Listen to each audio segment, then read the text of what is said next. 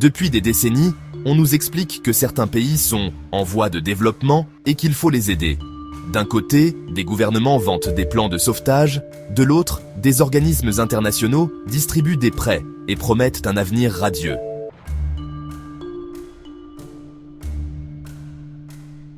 Au sortir de la Seconde Guerre mondiale, l'Europe est à genoux, l'Asie également souffre. Pour reconstruire ce qu'on a détruit, on crée de grandes institutions financières internationales. Le FMI, la Banque mondiale et plus tard d'autres structures sont censés stabiliser les économies, garantir la paix monétaire, aider à la prospérité générale. Sur le papier, c'est magnifique. Mais quand on regarde la suite, on constate que ces instruments de financement, initialement pensés pour l'Europe et le Japon, se sont rapidement invités dans le reste du monde, et notamment en Afrique, au moment où le vent de la décolonisation soufflait.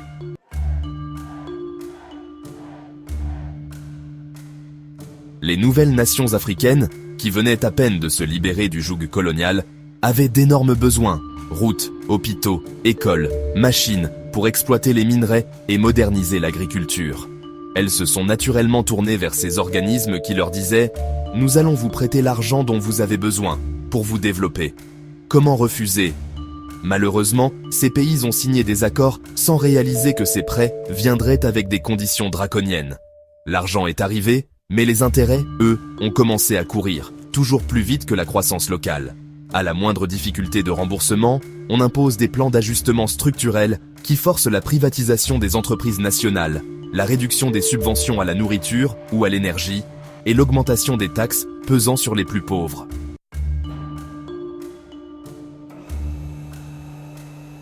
Le résultat ? Les multinationales étrangères mettent la main sur les ressources minières et agricoles pour presque rien. Les gouvernements, étranglés par la dette, acceptent de brader les matières premières, tout ça pour tenter de rembourser leurs créanciers à temps.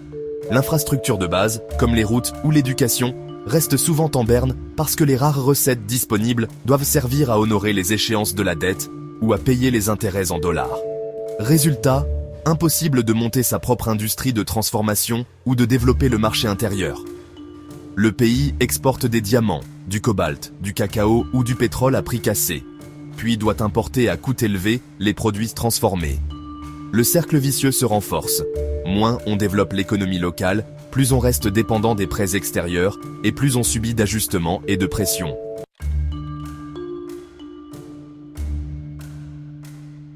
Avant de poursuivre, faisons une petite pause pour parler d'efficacité. Quand on gère un business, on se retrouve vite à payer de nombreuses applications différentes. Facturation, e-commerce, CRM, gestion d'inventaire. C'est un vrai casse-tête. Heureusement, notre sponsor du jour, Paying Social, propose une solution tout en un qui réunit toutes ces fonctionnalités en un seul endroit, à un tarif nettement plus avantageux que de multiplier les abonnements.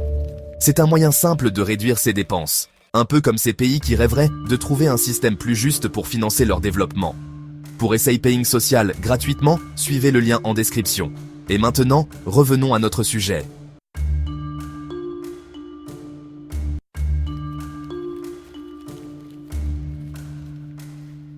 Comment de telles politiques peuvent-elles perdurer ?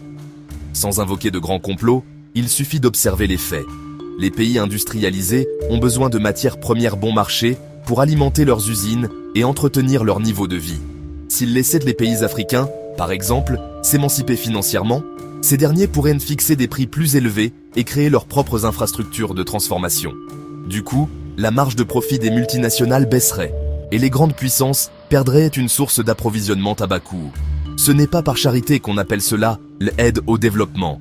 C'est souvent un jeu d'intérêt où l'on prête de l'argent à des gouvernements, sous conditions strictes, pour in fine maintenir un statu quo très profitable pour le prêteur.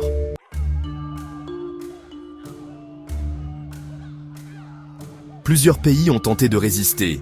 Certains ont cherché à nationaliser leurs secteurs clés, d'autres ont voulu créer des banques centrales indépendantes du FMI. Mais à chaque tentative d'échapper à ce carcan financier, on observe des ingérences politiques, des pressions diplomatiques ou économiques, voire des coups d'État soutenus dans l'ombre. Rappelons-nous les nombreuses figures politiques africaines ou latino-américaines qui ont été renversées alors qu'elles tentaient de stopper l'hémorragie des ressources.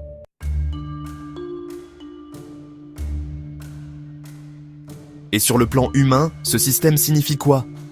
Des hôpitaux en sous-effectif, des écoles saturées, un exode rural massif, l'absence d'industrialisation locale, et surtout, une jeunesse condamnée à voir partir ses diamants ou son cacao à l'étranger, tandis qu'elle manque d'opportunités sur place.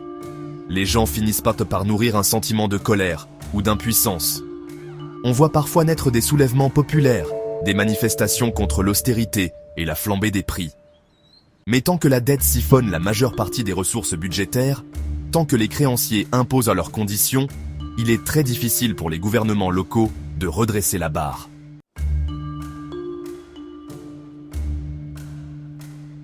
Cette dépendance à l'égard de la dette n'est pas une fatalité, mais elle est bien orchestrée. On parle ici d'un système qui préfère maintenir ces pays dans la misère pour continuer à extraire diamants, pétrole, café ou cobalt, et à les rapatrier vers l'extérieur à des conditions très avantageuses.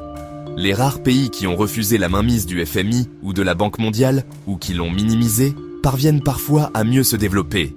On cite souvent le Botswana comme exemple en Afrique. Sa gestion indépendante de la filière diamant lui a permis d'améliorer sensiblement le niveau de vie moyen.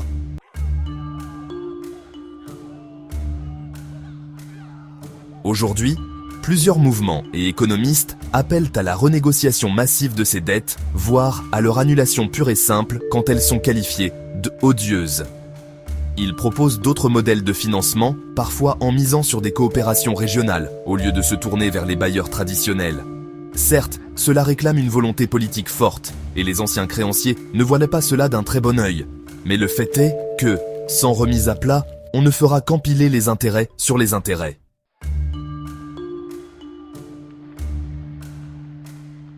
Il y a aussi un autre facteur, la conscience des citoyens dans les pays dits développés.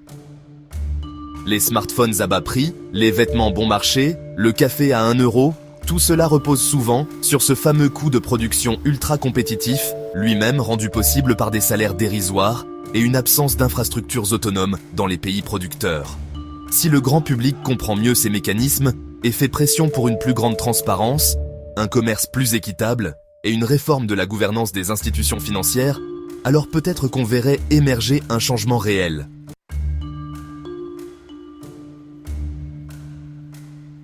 Reste la question la plus inconfortable. Et si ce système perdure précisément parce qu'il arrange beaucoup de monde? Non seulement des multinationales, mais aussi des gouvernements du Nord qui jouissent de ressources à bas prix pour faire tourner leurs usines. Sans ce déséquilibre, ce serait peut-être la fin du luxe accessible pour certains consommateurs occidentaux, ou en tout cas, la fin des profits colossaux pour une poignée d'investisseurs. Chaque crise, chaque plan de sauvetage, reconduit tacitement la même logique, avec quelques coups de peinture neuve, mais sans jamais rompre la dépendance de fond.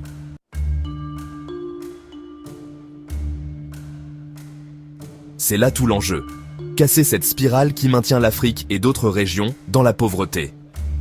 Il ne s'agit pas de nier les problèmes internes, comme la corruption ou les conflits armés, mais de comprendre qu'ils sont souvent aggravés par ce carcan financier extérieur. On peut difficilement installer une démocratie solide ou une justice indépendante quand le budget national est dicté par des organismes étrangers. Pourtant, un sursaut est possible. Des jeunes entrepreneurs, agriculteurs, chercheurs africains veulent créer des filières locales, innover, transformer leurs propres matières premières. La diaspora, elle, investit souvent dans l'éducation et la formation sur place. Des coopérations sud-sud se mettent en place pour s'entraider au lieu d'aller systématiquement frapper aux portes de la Banque mondiale. Tout cela prouve qu'il y a un potentiel énorme. Reste à savoir si ce potentiel pourra grandir sans être étouffé par la pression de la dette et la captation des ressources.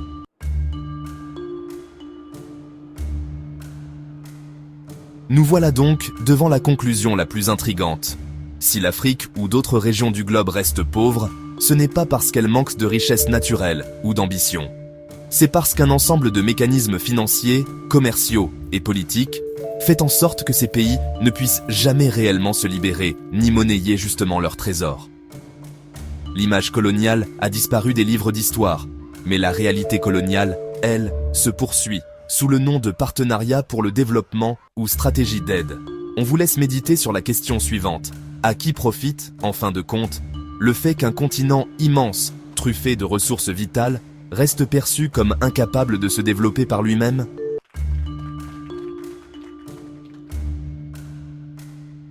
Merci d'avoir suivi ce documentaire.